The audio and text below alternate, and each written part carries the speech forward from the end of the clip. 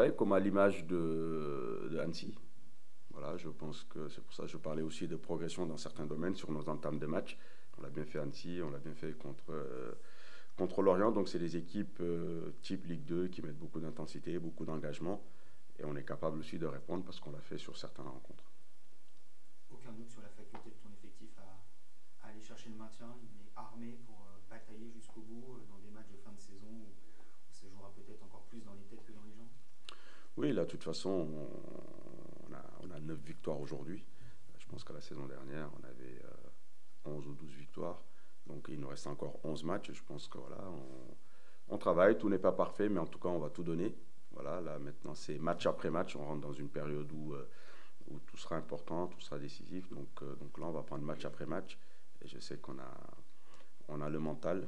Voilà, et on travaille pour ça. Donc, on va aller chercher tout ça, mais match après match. Déjà le sentiment de jouer gros à Rodez, vu la dynamique, ils sont derrière vous, ce côté un peu point de bascule d'un côté ou de l'autre, là on a l'impression que devant c'est définitivement oublié et que derrière ça commence à bien se rapprocher quand même. Oui, c'est des séries, voilà, c'est des séries. Il y a des équipes qui ont eu leur série de moins bien. Là, on est une série de moins bien aussi, mais il y a encore 33 points en jeu, c'est énorme.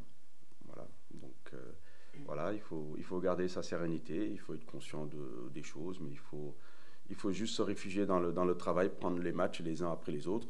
Mais comme je dis aux garçons, il y a encore 33 points à jouer, c'est énorme. Le fait que Rodez ait gagné 5-0 à Pau, t'inspire quel sentiment?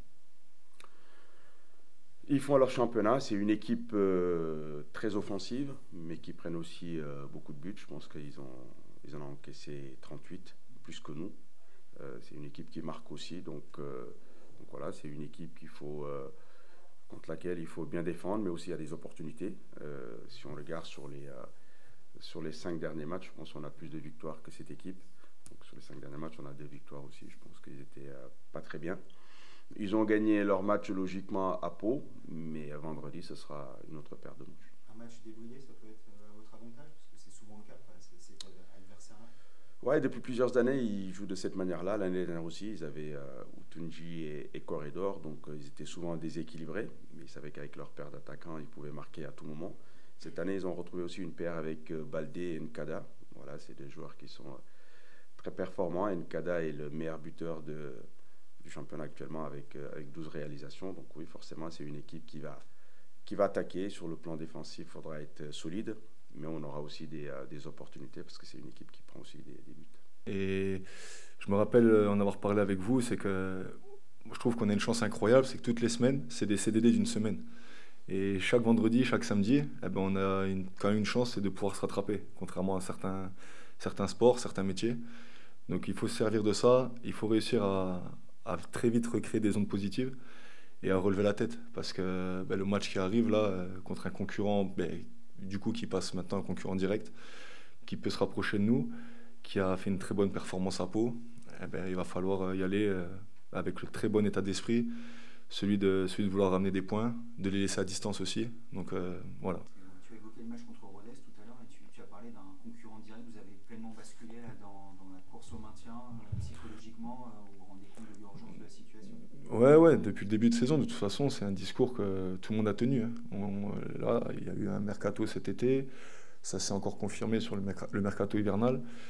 On joue le maintien, on est l'équipe, ça doit être ça, la plus jeune du championnat.